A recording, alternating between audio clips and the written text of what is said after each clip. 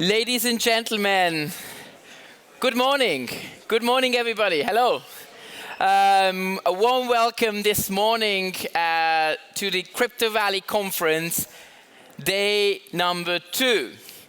It's great to have you here this morning. My name is Benedict Orban. I'm head of ecosystem at CV Labs, but today, and actually with this event, I'm actually the board member of the Crypto Valley Association. We are the organizers of this amazing conference, and we are very glad to have you all here this morning and along the conference. So I will be today, in the morning sessions, your moderator. If you have any questions on who is speaking, what is happening, please look at the agenda, and worst case, come to me, I'll be down there at the end. So without further ado, I would love to kick off this day and welcome on stage Emmy Lorenz, the president of the board at Crypto Valley Association, and René Hüsler, the Dean of HSLU. They are the guest, you are their guest today. HSLU is a co-host and co-organizer also of the conference you're attending. It's great to have you here. The floor is yours.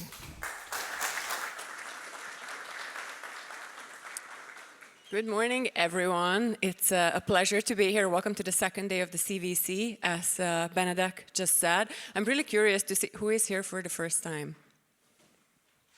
Wow, that's incredible. That's 50% of the room. Welcome. Thank you so much for being curious and wanting to learn more about this fantastic technology, as well as what we do here at the CVA. Maybe a really quick overview. We have been founded in 2017, and the gentleman next to me is co-responsible for that. René has been part of the board, or was part of the board for the early years. And maybe a few data points about the CVA. We have a dozen of working groups. The working groups power or association. We have working groups relating from regulatory to investors working group, institutional working groups, startup working groups, as well as a really important working group is also the security and tech working group. There are a lot of changes in our industry, but it's really nice to have traditions, and our flagship event, which is the Crypto Valley Conference. This happens every year, and this is where the working groups, as well as the members, the corporate members, come together. Our corporate members are not only in Switzerland, but international, globally, everywhere, and 60% of them are actually outside of Switzerland. This year, I would like to highlight in the conference that we focus on topics such as AI, such as stablecoins, CBDC, but every year we return to some traditions such as the startup working group, where we, or not startup working group, startup competition, where we had people even from Singapore, from San Francisco, as well as Israel. So yeah, it's really nice to see that people come join from Zug, but we have industry peers and colleagues and members who join from the other side of the world. I would like to ask you to just ask questions, connect, collaborate, and make sure that you learn something today, and also join the boat cruise, because that's also a tradition we have every time at the end of the first day. And with that, René, you would like to share a few thoughts as well? Yeah, sure, thank you very much. I also would like to welcome you here very, very warmly. And I think most of you already had quite a pleasant day yesterday. I just looked at the picture and I saw actually we're quite active. And even in the evening, I think it was quite some discussions and I think a good exchange, as Eric just mentioned. I would say you already did this, and I encourage you to follow this path. As Eric just mentioned, actually, this is now the 7th time that we're actually having this Crypto Valley Conference, really our flagship event here, and I would say one of the anchor stones also in this community. When you see the blockchain community has some ups and downs, and I would say the conference really is a steady anchor and really focusing at that. And also, I'd like to thank you all, the ones for the first time, but also the returning participants that actually you're here again, and I think there's really a good opportunity to do this. This is just one thing. I'd just like to mention also that in March this year we had also the Polkadot Academy here, where actually they stayed here for 2.5 weeks and did some education and different activities. They were from more than 32 countries all over the world. They were selected out of 700 applicants there, and it was very also quite interesting to see that about 1/3 actually was focusing on more on fintech topics. The other 1/3 was on the base technology, about 1/3 in other applications, which is also quite interesting to see that also not only fintech usually is primary focus actually to see what's also in the public media and stuff like that, but you really see that the base technology really takes some more attention, and we see a lot of activities in that field. And also just to mention at the end that actually last year the Canton of Zug initiated an initiative to finance the blockchain research activities. It's some joint research activity with our university at the University of Lucerne, where we try to encourage and to increase the research activities in this field. They are actually investing for 5 years close to 40 million, which is quite a nice amount of money to really push these activities forward. And with this, I'd like to end or hand over to Ari again and wish you a good day, nice exchanges, and get the best out of it. And I'm looking at the sky that hopefully the rain stays away, because it could be that actually in the evening there could be some raindrops. But I'm looking that only very few will be there. Okay, she just said they're not coming. So Nikki ordered good weather. Nice, yeah, okay. I wish you a very nice day. Thank you very much.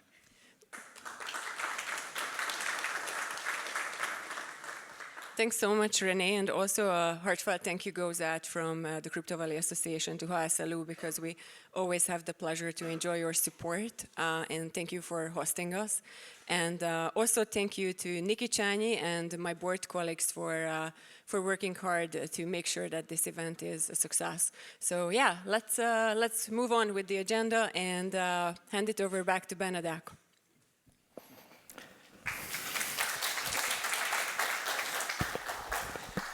Thank you very much. That was the opening. We jump straight into the first keynote, and so we will have someone from the Swiss National Bank. His name is Thomas Moser, and you know, like Switzerland considers herself as being the crypto nation, and a crypto nation has a crypto savvy and crypto interested bank who leads charge and leads the thoughts in this space and explores how to apply this amazing technology for the benefit of a country which is as great as the technology. So please welcome on stage Mr. Moser from the Swiss National Bank.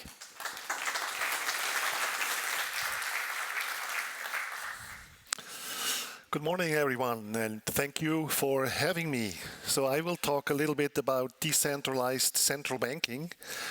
What have we been doing on the blockchain lately?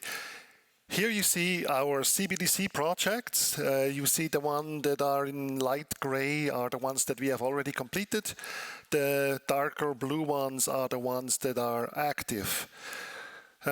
So you can see we focus mainly on wholesale CBDC, which is a CBDC that is available only to financial institutions, but not to retail individuals.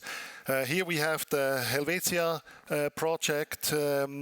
projects that we did, and that led to our Helvetia pilot, where we have now a wholesale CBDC live in production on SIX Digital Exchange, SDX. So people, especially communities, have been doing that so far, cities who can issue digital bonds on SDX and can settle them in central bank money. So this is live since December 2023. I think it was probably the first, if not, then one of the first wholesale CBDCs live in production.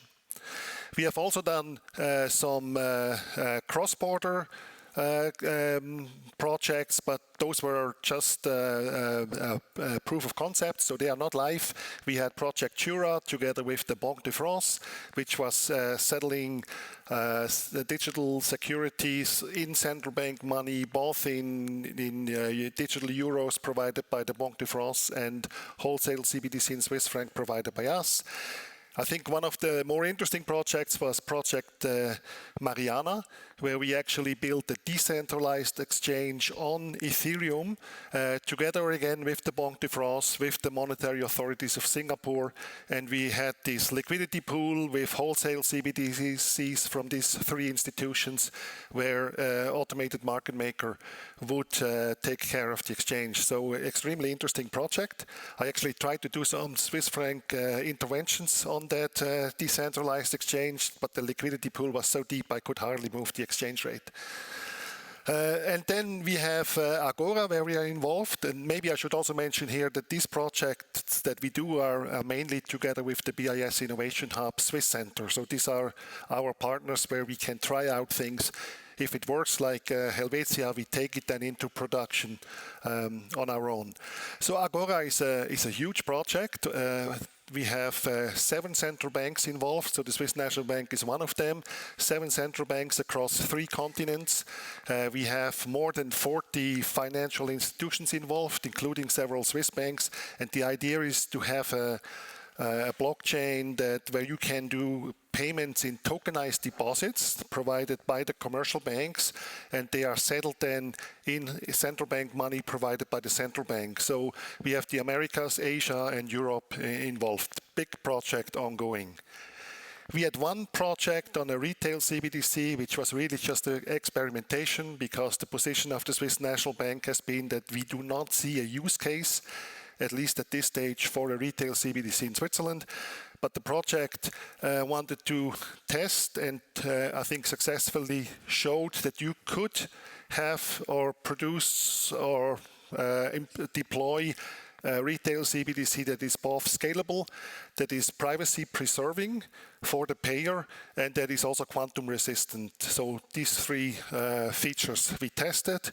If you're interested, by the way, all these projects, you can find them, the reports on the internet.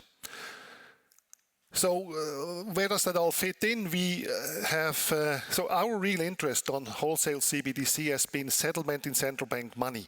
And I think this is an issue that will become particularly important if this flood of stablecoins is coming that everyone expects once the US regulation is in place. The big question for you all is, if you receive all these US dollar stablecoins, I mean, you can either hold all these different stablecoins in your wallets and then you have these different issuer credit risks, or you can clear and settle them. You can actually do it, for instance, like a check, the good old checks, where you just take that stable coin, give it your banks, and your bank then goes and cashes that or redeems it with the issuer and puts that money into your account. Or the third way would be exactly settling it in central bank money, that you have a wholesale CBDC in between. So and that's what Project Agora is actually testing. So the settlement and clearing of stable coins will become an issue, and settling it in central bank money is clearly one way to go. And there are different ways how you can settle it in central bank money.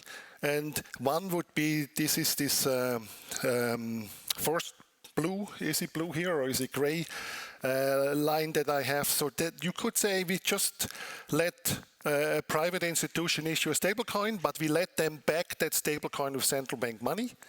Maybe we even make that central bank money somehow bankruptcy remote, in the sense that if you're the stablecoin holder and that issuer would go bankrupt, that you would have access directly to central bank money. So that would be one way to go.